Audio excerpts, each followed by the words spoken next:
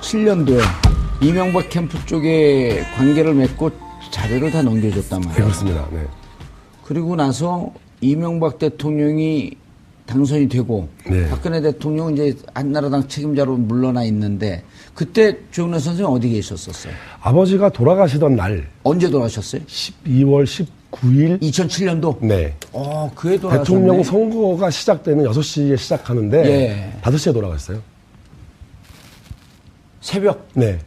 그래서 저는 아버지 장례 준비를 하기 전에 먼저 투표를 하고 왔어요. 이명박 대통령 찍었어요. 그러니까 아버지의 유언 같은 거였고, 이명박 씨가 정권을 잡고 대통령이 되면 박근혜의 정치 생명은 단절될 거다라는 믿음을 붙들고. 누가 봐도 그렇게 믿어지는데 왜 손을 안 댔을까요? 그 믿음을 붙들고 돌아가셨는데, 어떤 사연이 있어서. 예.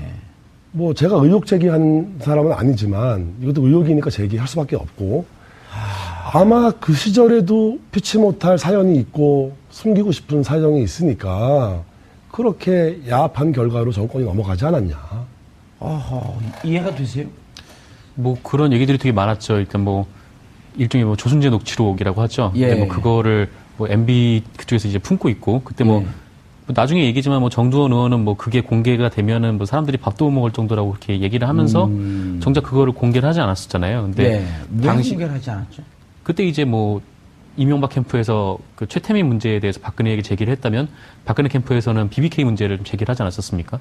그래서 사실 그때 뭔가 딜이 있었던 거 아니냐. 한 방이 있으셔. 근데 그거는 뭐 충분히 예측 가능했던 문제고요. 저는 거의 BBK에 빠져갖고 그런 의혹이 더 합리적이에요.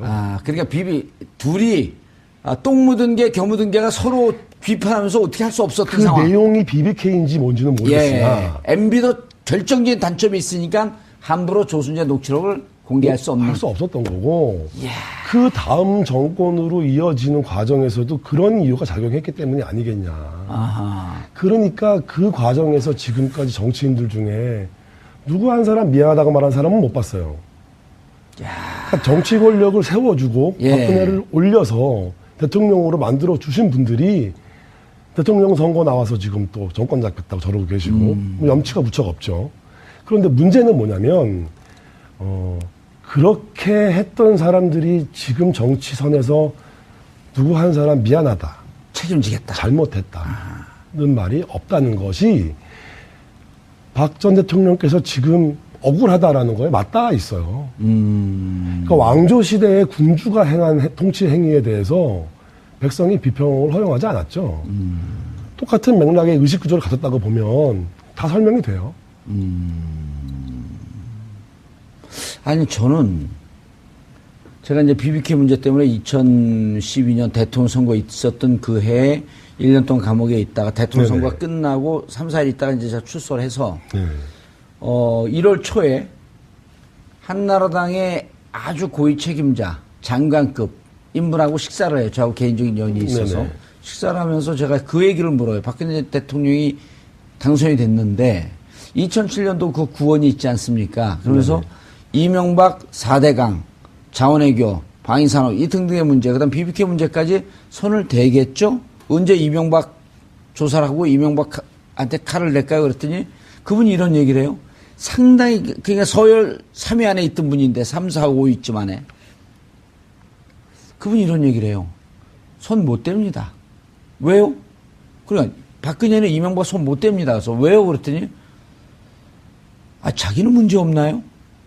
그러니까 그게 정치적 이해, 정치공학적 계산값 그렇게 작용하는 정치가 문제인 거죠. 전 그래서 그게 2012년 대선 치를 때 국정원 대선 댓글 게임에 같이 관여한 것 때문에 이게 같이 묶여 있나? 나중에 지나고 봤더니 이 최태민 스토리였던 거더라고요. 뭐 꼭 이거 하나냐? 그것도 모르겠어요. 뭐 의심스럽기로 따져서 의심을 하자면 한이 없죠. 근데 이제 이건 드러난 문제고 드러나지 않은 문제는 밝혀질 것이냐. 제가 이 정도의 의혹을 가진다면 뭐 이 방송을 보는 시청자는 더 의혹이 크지 않을까요? 그렇죠. 이렇게 이미 40년 전서 더 밝혀질 듯 하면서 덮이고 여기까지 왔는데. 네, 그렇습니다. 지금 심정은 어떠세요? 이제 탄핵 예측도 못 하셨잖아요. 탄핵 예측 못했어요. 감옥 갈 것도 예측 못 하셨잖아요. 못했어요. 마르고 닳도록 대통령하고 정권 계속 갈 줄 알았잖아요. 어느 수준에서 봉합될 줄 알았어요. 넘어갈 줄 알았어요. 그런데 이제는 예기치 않은 상황이 터진 거예요. 그렇죠. 근데 이제 여기서 중요한 점은 이거예요. 예. 탄핵이 10번 된다고 하고, 뭐, 대통령이 뭐 구속을 10명이 돼도 부정부패 문제가 해결되냐? 해결할 수 있냐? 그러니까, 배가 고프면 밥을 먹어야 되고, 예. 배가 부르게 밥을 먹으면 살이 안 빠지는데, 뭐 다이어트 책 뭐 100권 본다고 해서 살 빠지냐는 거죠. 그러니까 부정부패를 안 하려면 돈을 안 주고 안 받아야 되는데, 예. 그 의지가 없다면 탄핵 사태와 무관한 거죠. 예. 돌발 주문이 책하고는 무관하겠지만. 네네. 지금 한간에 이제 몇몇 기자들, 몇몇 정치인들이 최순실 씨가 은닉해 놨을 것으로 추정되는 네네. 해외 재산을 찾는다 그러면서 막 돌아다녀요. 제가 그래서 안민석 의원님하고 얘기를 해봤는데, 예. 이분이 국회의원 4선이신데, 예. 뭐 미국 가서 뭐 찾으러 다니시고, 예. 독일을 몇 번씩 가시고, 예. 우리나라 국회의원 중에 부정부패 뿌려뽑겠다고 나선 분이 한 분밖에 안 계시나. 더 언론이 치열하게 투쟁해야 되는 부분이 이 부분 아니냐. 예. 그래서 국회와 언론이 예. 부정부패 문제에 좀 집중해 준다면 예. 이게 계기가 돼서 사회가 바뀔 수 있다. 만약에 최순실 씨가 막대한 재산을 갖고 있다면 그것이 부정하게 축제된 그 돈이라고 보시는 거죠. 당연한 거죠. 그리고 해외 돈이 막대한 돈이 있다고 확신하시는 거예요? 확신은 못 하겠어요. 상당한 뭐 추정은 하지만 제가 본 것도 아닌데 예. 제가 뭐 확신은 못 하겠어요. 책을 쓰면서 아버님 녹취록을 보면서 그 과정에서는 충분한 근거가 돼요. 그럼에도 불구하고 결정적 증거가 없는데 뭐 말을 아니 함부로 그러니까 재산은 만약에 있다면 국내에 있습니까? 해외에 있습니까? 뭐 다 있지 않겠습니까? 국내에도 있고 해외에도 있고 그중에 반만으로 줬으면 좋겠네. 돈이 많아서 불행했던 제 할머니. 예. 저는 할머니 돌아가시는 것도 몰랐어요. 그러니까 돈이 없었던 할머니라면 손자가 임종을 지키는 평화로운 죽음을 맞았겠는데 돈이 그 많아서 돈 때문에 가족은 해체됐다. 그렇죠. 네. 지금 어디 살고 계세요?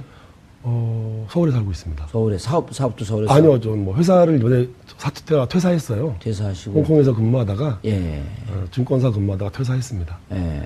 그래서 좀 더 부정부패와 사회 문제에 대한 책을 좀 더 치열하게 한번 써봐야겠다. 그런 생각으로 다음 거 쓰고 있습니다. 예. 지금 박근혜 전 대통령이 구속됐단 말이에요. 네. 그리고 지금도 계속 혐의를 부인하는데, 네네. 아까 처음 시작할 때 거짓말 얘기를 했어요.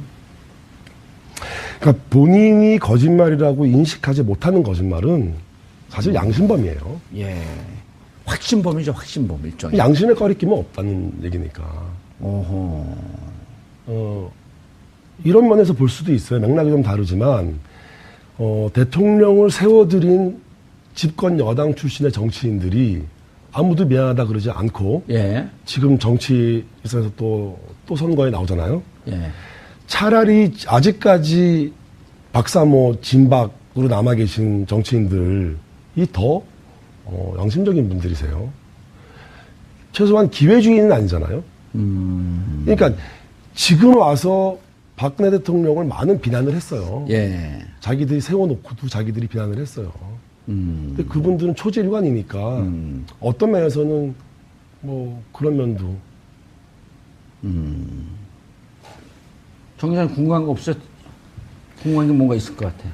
벼랑함에. 사실 이게 뭐 개인적인 함이긴 한데 아직 뭐 지금 뭐 공개된 녹취록에 대한 부분들은 있는 거잖아요. 근데 네네. 뭐 사실 그때 뭐 언론인 두 분과 인터뷰를 했다는데 그때 녹취를 끄고 나서 했던 얘기들이 훨씬 더 그 듣는 충격적이다. 사람들에게 충격적이었다. 뭐 이런 얘기들이 있었는데 근데 그게 사실은 정동원 의원님하고도 이제 전 의원님하고도 얘기를 해봤는데 부인하세요. 그러니까 녹취를 끄고 한 녹취가 따로 있지는 않다라고 하셨고. 정도원 의원도 녹취를 하신 분인가요? 아니요. 언론인 두 분이 하셨어요. 그 중에 한 분은 아버지 친구셨고. 예. 근데 이제 그 친구분도 뭐 물론 뭐 아버지를 잘 모른다고 부인을 하셨죠. 그러니까 다 부인당하는 슬픔은 뭐 아버지는 가지고 계셨어요. 근데 이제 아까 그 기자님께서 질문하신 부분으로 이제 돌아가서 보면 조금 더 많이 슬픈 거죠. 네. 임선희 씨, 즉 할머니가 국정농단의 몸통이다 이런 표현도 쓰셨단 말이에요. 네, 그렇습니다. 어떤 의미죠? 할머니 임선희가 안 계셨더라면 예. 최 씨 일가가 가족으로 구성되거나 유지되지 않았을 거예요. 그러니까 가족으로서의 결속력, 카리스마, 뭐 장악력, 예. 뭐 추진력 이런 것들로 해서 할머니 임선희가 중심이 돼서 집안이 유지가 돼요. 최 씨 일가가. 그것을 아까 이제 탐욕이라고 하는 표현으로 또 썼었고. 네네네. 지금 박근혜 대통령은 어떻게 해야 됩니까? 최소한 국민에게 미안함을 좀 아셔야 되죠. 이게, 너무 염치가 없으세요. 못 알지 않을까요? 미안함을 한마디 해줘야 되는데, 예. 그 염치라는 거에 그 치자가 제가 저번에다 말씀드렸는데, 그 한자로 귀자에 마음심자를 붙여서 쓰거든요.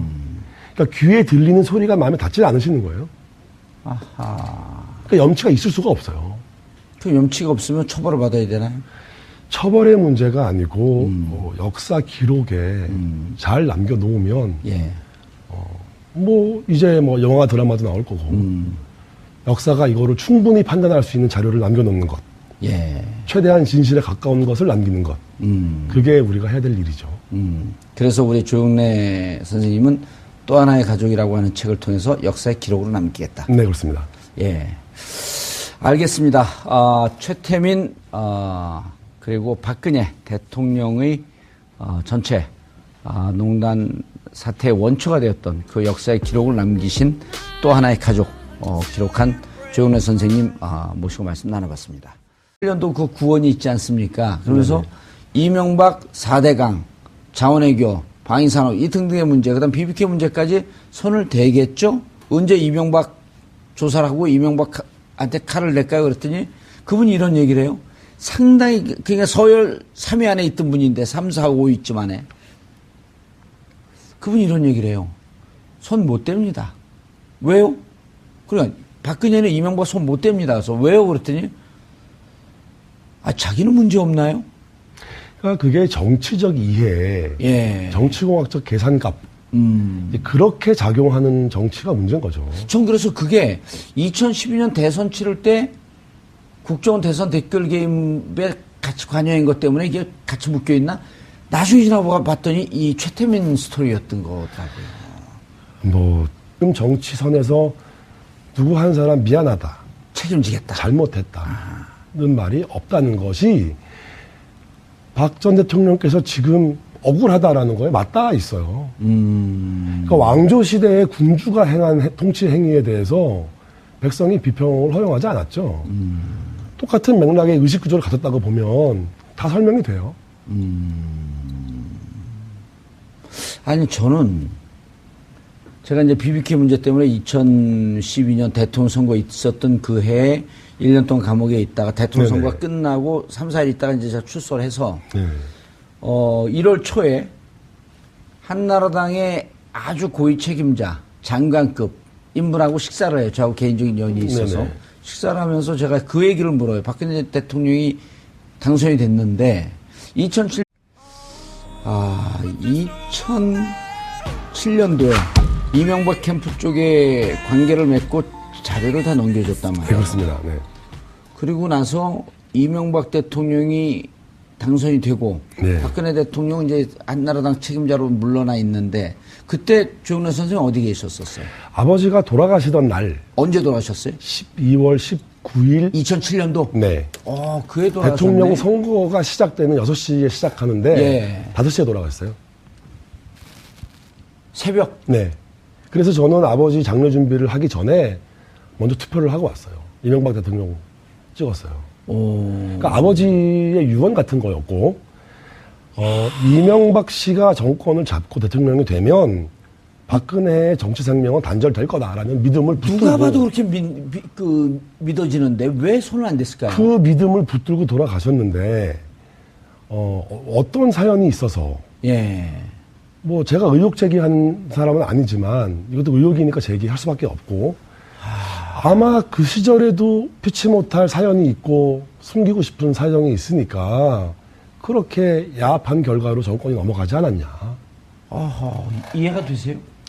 뭐 그런 얘기들이 되게 많았죠. 일단 뭐 일종의 뭐 조순재 녹취록이라고 하죠. 예. 근데 뭐 그거를 뭐 MB 그쪽에서 이제 품고 있고 그때 뭐 나중에 얘기지만 뭐 정두원 의원은 뭐 그게 공개가 되면은 뭐 사람들이 밥도 못 먹을 정도라고 그렇게 얘기를 하면서 정작 그거를 공개를 하지 않았었잖아요. 근데 왜 당시 공개를 하지 않았죠? 그때 이제 뭐 이명박 캠프에서 그 최태민 문제에 대해서 박근혜에게 제기를 했다면 박근혜 캠프에서는 BBK 문제를 좀 제기를 하지 않았었습니까? 그래서 사실 그때 뭔가 딜이 있었던 거 아니냐. 한 방이 있으셔. 근데 그거는 뭐 충분히 예측 가능했던 문제고요. 저는 거의 BBK에 빠져갖고 잘 그런 기억이 안 나. 의혹이 더 합리적이에요. 그러니까 둘이 똥 묻은 개, 겨 묻은 개가 서로 비판하면서 어떻게 할 수 없었던 그 상황. 내용이 BBK인지 뭔지는 모르겠으나 MB도 결정적인 단점이 있으니까 함부로 조순재 녹취록을 공개할 수 없는. 할 수 없었던 거고 그 다음 정권으로 이어지는 과정에서도 그런 이유가 작용했기 때문이 아니겠냐. 그러니까 그 과정에서 지금까지 정치인들 중에 누구 한 사람 미안하다고 말한 사람은 못 봤어요. 그러니까 정치 권력을 세워주고 박근혜를 올려서 대통령으로 만들어 주신 분들이 대통령 선거 나와서 지금 또 정권 잡겠다고 저러고 계시고 뭐 염치가 무척 없죠. 그런데 문제는 뭐냐면 그렇게 했던 사람들이 지금